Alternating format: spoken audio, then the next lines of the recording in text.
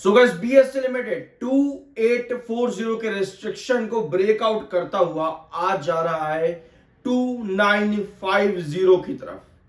अब ये मोमेंटम के पीछे का रीजन क्या है? आपको दिख रहा होगा कभी ये न्यूज तो कुछ है नहीं, स्टॉक बेयरिश है, पर ये भाग क्यों रहा है? क्या हो क्या गया यहां पर?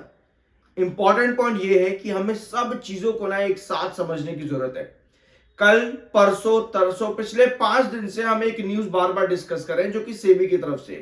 सेबी का कहना है कि भैया एफआईएस को वापस से मार्केट में री एंट्री करवानी पड़ेगी, जिसके लिए नए रिफॉर्म्स भी लाए गए थे अक्टूबर के महीने में। अगर आप लोगों को याद हो 12 अक्टूबर को नए रिफॉर्म लेकर के भी आए गए, तो दिसंबर का महीना करीब है जहां पर 12 अक्टूबर से पहले वाले आपके जितने भी लॉट्स थे उनकी एक्सपायरी दिसंबर में जाकर खत्म हो रही है।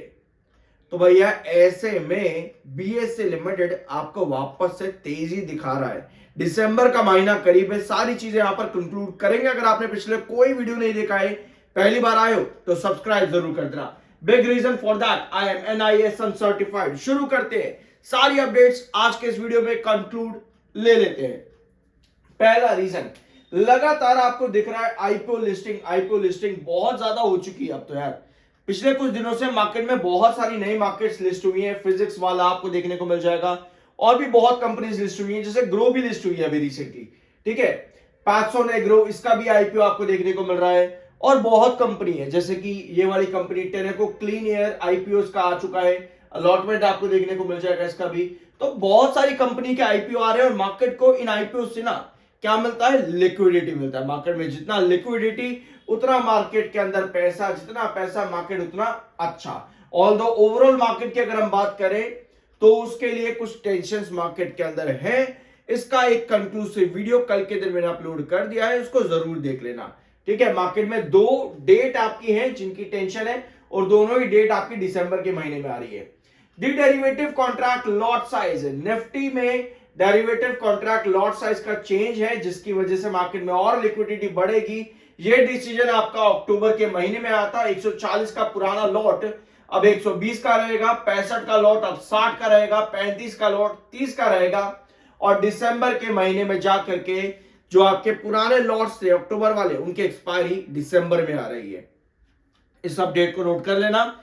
यह अपडेट अक्टूबर में आई थी और दिसंबर में इसके फायदे देखने को मिल सकते हैं। इसके अलावा सेबी चेयरमैन की तरफ से कल एक स्टेटमेंट भी था कि इंडियन मार्केट में 3 से 5 सालों के अंदर इन्वेस्टर्स डबल हो सकते हैं। जितना मार्केट में इन्वेस्टर उतना ज्यादा, फिर से वही बात, लिक्विडिटी।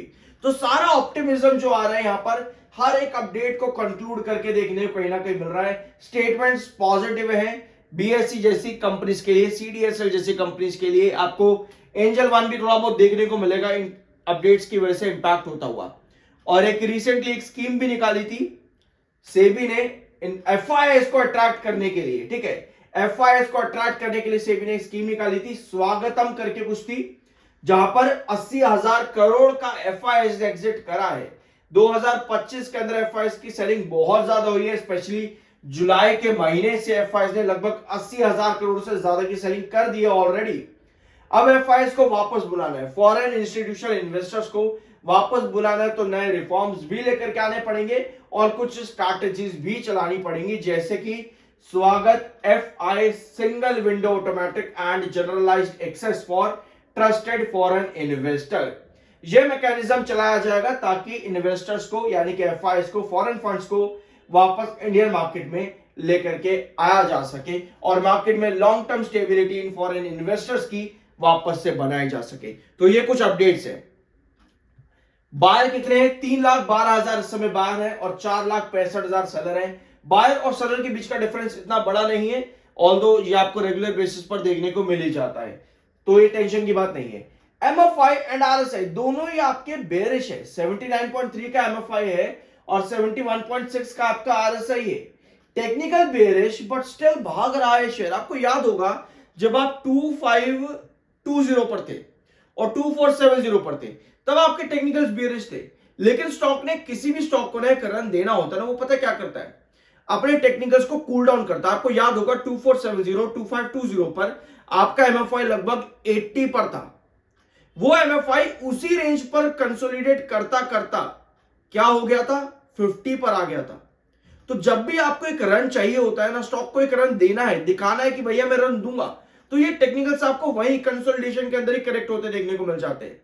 यहां आपको इंडिकेशन मिलते हैं कि यस ब्रेकआउट मिल सकता है, इसकी पॉसिबिलिटी बन जाती है। अब आज के सेशन में क्या हुआ है, 2840, ये 2780, आज ये दोनों ही रिस्ट्रिक्शन आपके ब्रेकआउट हो चुके हैं।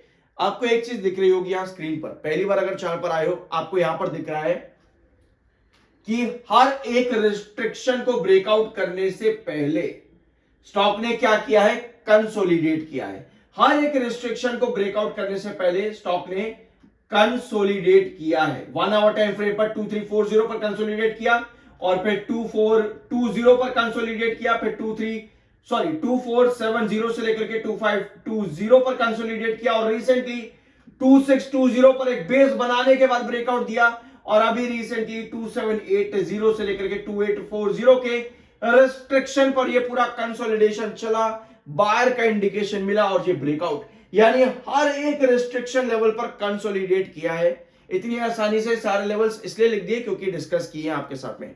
अब चार्ट पर आपको क्या नजर आ रहा है, आपको देख रहा है कि 2840 और 2780 आपका रिजेक्ट हो गया था जून के महीने में, बट इस बार स्टेबिलिटी बनी, जो कि आपको जून में नहीं दिखी थी, वो इस बार आपको मिली, तो स्टेबल ब्रेकआउट यहां पर दिया है।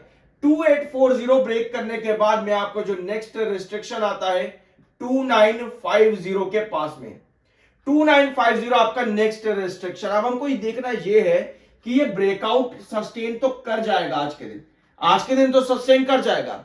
कमिंग सेशन पे क्योंकि आपके टेक्निकल्स बेयरिश भी है ना, तो कमिंग सेशन पर अब आपको ये चाहिए कि आपके पास ना इसी तरह की कैंडल्स बनती रहे कॉन्जिक्यूटिवली। अगर आपके पास कॉन्जिक्यूटिवली इस तरह की कैंडल फॉर्म होती है, तभी आप यहां पर फर्दर और बड़े ब्रेकआउट एंटिसिपेट कर सकते हो, यानी कि अबव 2950 तब आप एंटिसिपेट कर सकते हो। क्योंकि टेक्निकल बेयरिश ऐसे में थोड़ा सा अलर्ट भी रहना चाहिए, तो आपको यह देखना है कि कहीं ये टेक्निकल 80s को सरपास ना कर दे, और अगर 80s को सरपास करते हैं और आपके पास इस तरह की कैंडल फॉर्म ना हो जाए, क्योंकि ये कैंडल आपको वापस से डाउन ट्रेंड इंडिकेट कर देगी। अभी के लिए 2950 ये आपका नेक्स्ट लेवल है, पता ही आप लोगों को पिछले 4-5 दिनों से 4-5 वीडियो से डिस्कस कर ही रहे हैं। 2950 आपका नेक्स्ट लेवल है 2840 के बाद में। हमें चाहिए स्टेबिलिटी, सस्टेनेबिलिटी बनती रहे इस तरह से 2950 पर भी, ताकि आप फर्दर 3000 को सरपास कर सको। बट आपके पास इस तरह की कैंडल नहीं होनी चाहिए, क्योंकि 79 के MFI एंड RSI आपके ऑलरेडी है। यहां पर आप देख भी सकते हो एक बार फिर से, ऑलरेडी 70s के MFI एंड RSI पे आप अभी हो। कोई भी छोटी छोटी तेजी आपके इन टेक्निकल्स को और बेरिश क्रिएट करेगी। आपको कैंडल के पे ध्यान देना है कि ऊपर की टेल लंबी ना बने, अगर बनती है वो सेल ऑफ को इंडिकेट करेगी, फिर वहां से फिर से टेक्निकल बेसिस पर करेक्शन आ सकती है। शॉर्ट टर्म के लिए ये चीज आपको समझनी होगी। लॉन्ग टर्म का क्या है, इस तरह के टेक्निकल्स सौयों बार देखने को मिलेंगे आप लोगों को, सौयों बार मार्केट गिर जाएगा, बढ़ जाएगा, बहुत कुछ दिखता रहेगा। लेकिन एक लॉन्ग टर्म इन्वेस्टर एक पेड़ की तरह डट करके खड़ा रहता है। उसको पता भैया ये तो आज है, कल नहीं होगा, सब चलता रहेगा। लेकिन एक लॉन्ग टर्म इन्वेस्टर की मजबूती ये होती है पेशेंस, स्ट्रेंथ और अच्छा नॉलेज। बाय सेल की कोई रिकमेंडेशन नहीं है, वो आपका अपना ओपिनियन और मर्जी होनी चाहिए। मिलता अगले वीडियो में।